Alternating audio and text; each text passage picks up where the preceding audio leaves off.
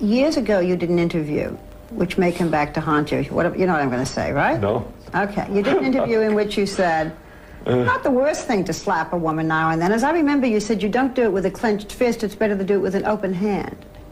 Yeah. Remember that? Yeah. Yeah. And I didn't love that. I haven't changed my opinion. You haven't? No. I think it's absolutely right. To give her a good slap? Yeah, absolutely.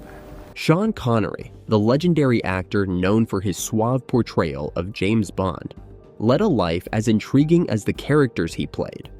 From his humble beginnings in Edinburgh to his rise to global stardom, Connery's journey is filled with unknown facts and shocking controversies.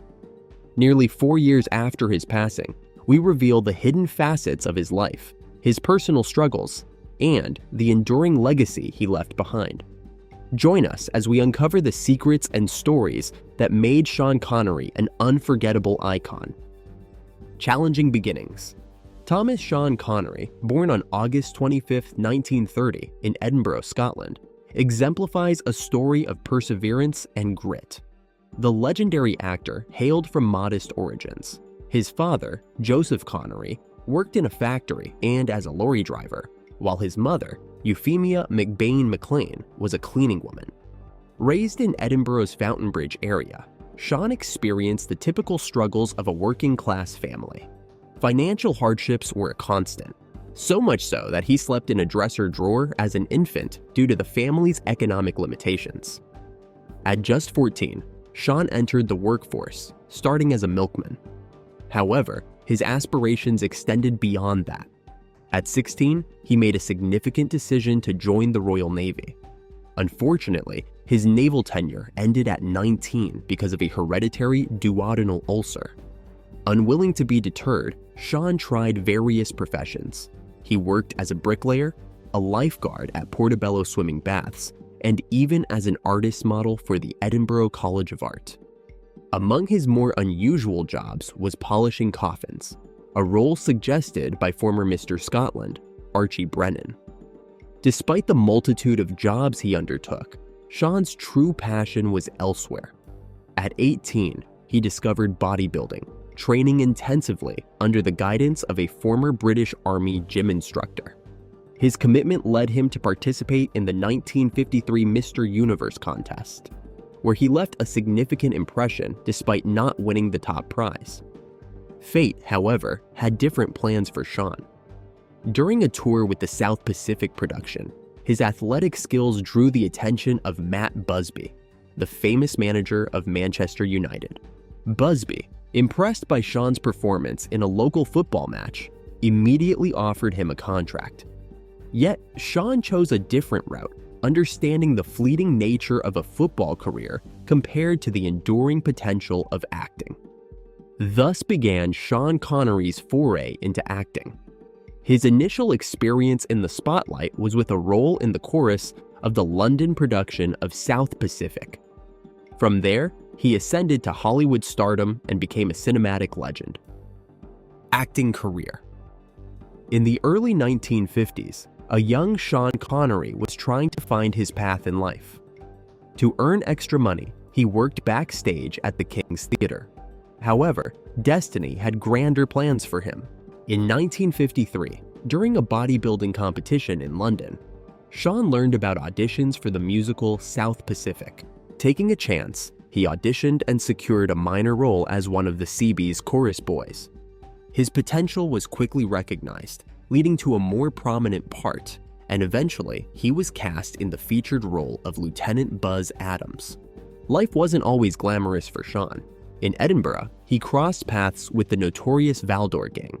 In a bold act, Sean confronted them, gaining their respect and a tough guy reputation. His time in the theater only deepened his passion for acting. He forged a lifelong friendship with Michael Caine and was introduced to classic literature by American actor Robert Henderson. Through Henderson's influence, Sean delved into the works of Ibsen, Tolstoy, and Shakespeare. Despite his growing dedication to acting, Sean faced financial difficulties.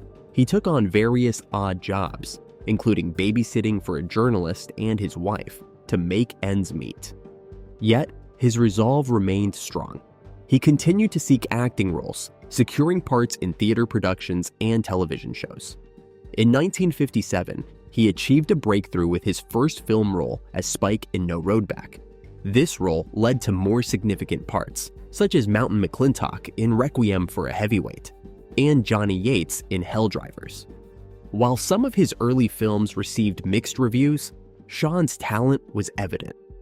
In 1959, Sean appeared in Darby O'Gill and the Little People, a film produced by Walt Disney Productions.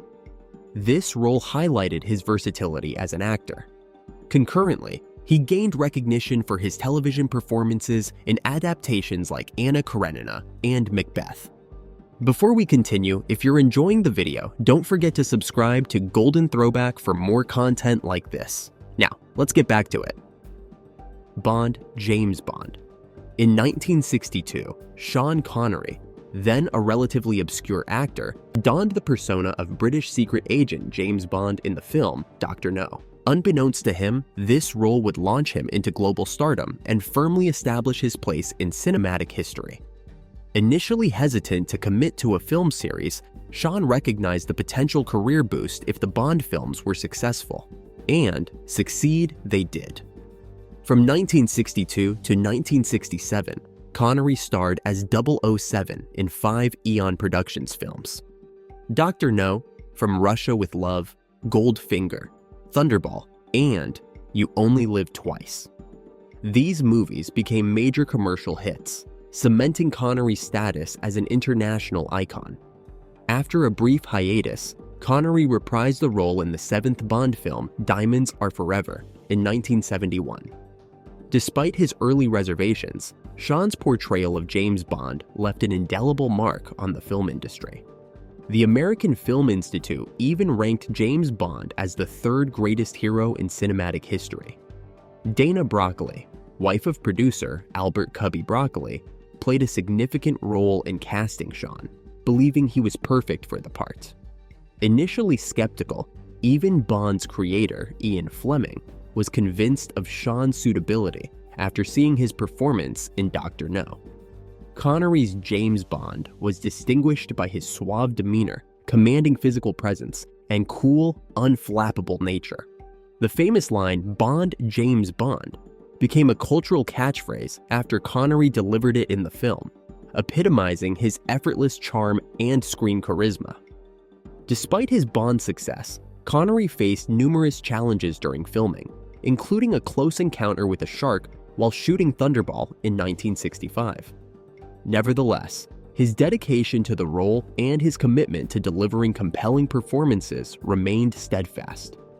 After his final portrayal of Bond in Never Say Never Again in 1983, Connery continued to demonstrate his versatility as an actor.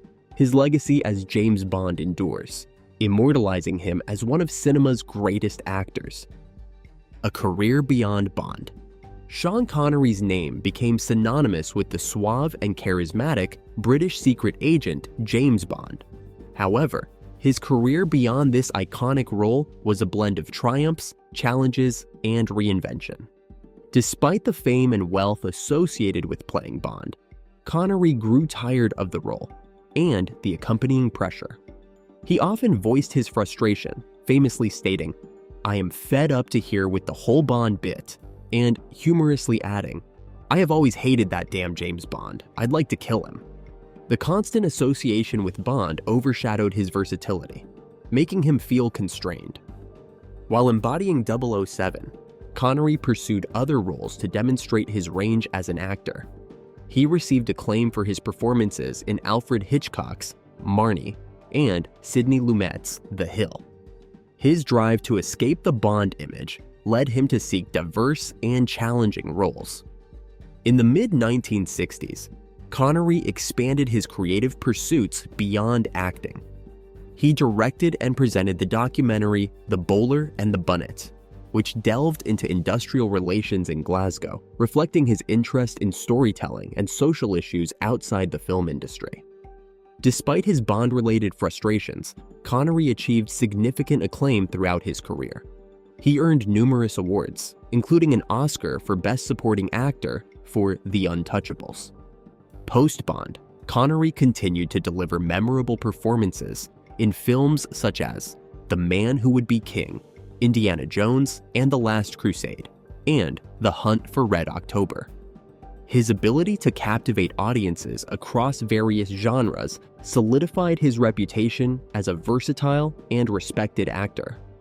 Even amid box office failures and personal setbacks, he maintained a strong presence in Hollywood. His dedication to his craft and eagerness to take on diverse roles showcased his enduring passion for storytelling. In 2005, Connery announced his retirement from acting, leaving a legacy that continues to inspire filmmakers and actors. He received the American Film Institute's Lifetime Achievement Award in June 2006, marking his official departure from the industry. Disillusioned with what he termed the idiots now making films in Hollywood, Connery felt retirement was the right decision. In June 2007, when rumors suggested he might appear in the fourth Indiana Jones film, Connery quickly dismissed them, humorously noting, "Retirement is just too much damn fun to get back into the movie business." In 2012, Connery briefly emerged from retirement to voice the title character in the Scottish animated film Sir Billy. His passion for storytelling couldn't keep him away entirely, as he also served as an executive producer for the extended 80-minute version of the film. Knighthood and politics. Sean Connery's illustrious career reached a pinnacle when Queen Elizabeth II knighted him for his significant contributions to film and drama. The investiture ceremony took place at Holyrood Palace in Edinburgh on July 5, 2000. During this momentous event, Connery was awarded the title of Knight Bachelor as part of the 2000 Queen's Millennium Honors List, with his wife Micheline and brother Neil by his side. In a February 2008 interview, Connery expressed thoughts of possibly returning to live in Scotland. He spoke passionately about Scotland's potential for independence, reflecting his strong connection to his homeland and dedication to Scottish pride. Connery's outspoken support for Scottish independence might have delayed his knighthood, as it was rumored that the British establishment was hesitant to honor such a vocal critic. Interestingly, Donald Dewar, the politician most opposed to Connery's knighthood, passed away, and shortly after, Connery received the honor. Despite controversies, Connery took immense pride in his knighthood and adopted the title Sir Sean Connery professionally. In a heartwarming gesture, a Scottish club in Tallinn, Estonia, honored him with a bronze bust funded by private donations, highlighting his global impact and deep connection to Scotland. Connery's commitment extended beyond acting to philanthropy. He supported the Scottish International Education Trust, further demonstrating his dedication to giving back to his community. Personal life and legacy. Off-screen, Sean Connery's personal life had its share of ups and downs. He married actress Diane Salento in 1962, and they had a son, Jason Joseph, in 1967. Although they separated in 1971, their divorce wasn't finalized until 1974. Connery, who illustrated the cover of Salento's novel The Manipulator, was linked to several notable women in the early 1970s, including actresses Diane Cannon, Jill St. John, Lana Wood, Carol Mallory, and model Magda Konopka. Later, Salento alleged that Connery subjected her to mental and physical abuse, accusations Connery denied.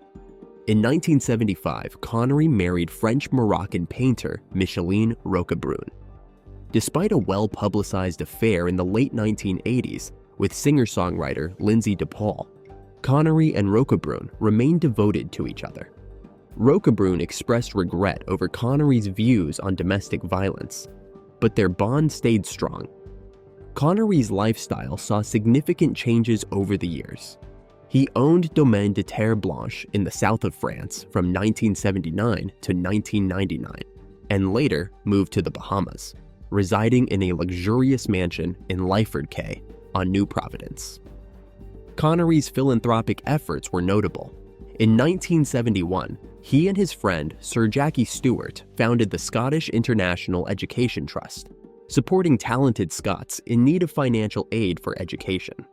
Connery donated over $1 million from his Diamonds Are Forever earnings to the trust. His philanthropy extended to cultural causes, especially those in Scotland.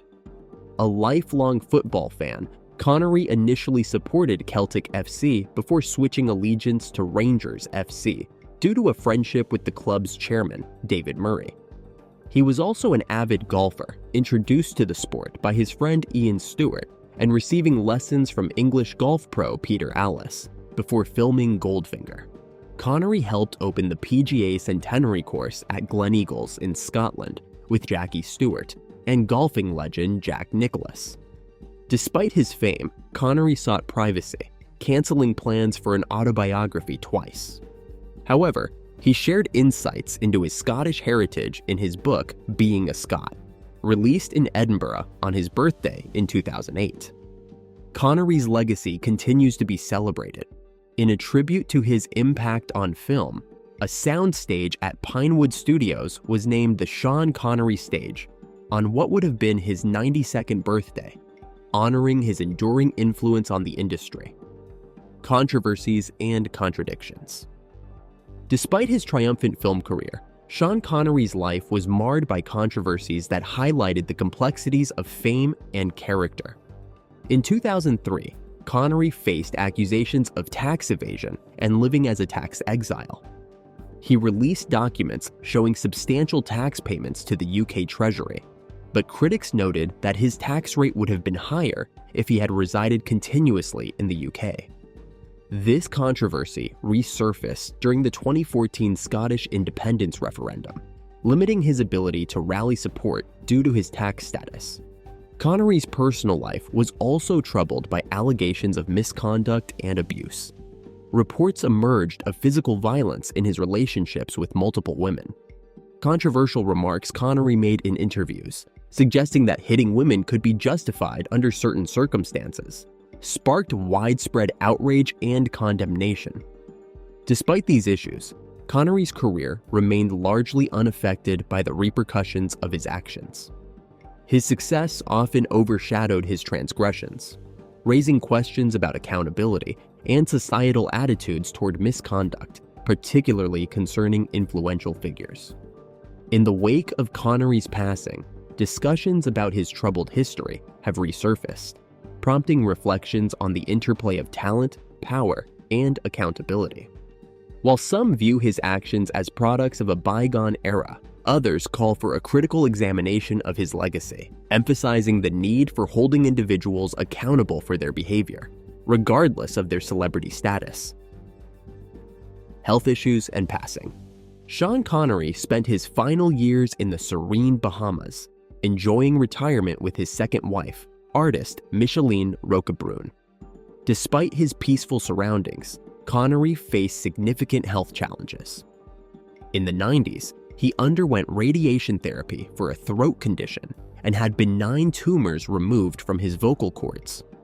These health issues didn't stop him from continuing to captivate audiences with his performances. In 2003, Connery had cataract surgery on both eyes, and in 2006, he underwent kidney surgery to remove a tumor. On October 31, 2020, Connery passed away peacefully in his sleep at 90, surrounded by loved ones at his Bahamian home. While the exact cause of death wasn't immediately disclosed, his son Jason mentioned that Connery had been unwell for some time, hinting at undisclosed health issues. Following his death, tributes poured in globally, honoring his immense contributions to cinema. Connery's enduring love for golf and dedication to his wife reflected his humble nature and appreciation for life's simple pleasures. In his final years, Connery battled dementia, a heartbreaking reality for his family. Despite the challenges of the disease, Connery's spirit remained strong, leaving a lasting impression on those who knew him. Remembering Connery's life and legacy, we honor his remarkable talent, resilience, and compassion. Though he has left this world, his spirit lives on through the timeless characters he portrayed and the hearts he touched. Connery's life was a blend of remarkable accomplishments and intricate challenges. Despite the controversies surrounding his legacy, it's important to remember that no single aspect defines a person entirely. We'd love to hear your thoughts on Sean Connery. Share your views in the comments, and make sure to subscribe to Golden Throwback for more videos like this. Thanks for watching.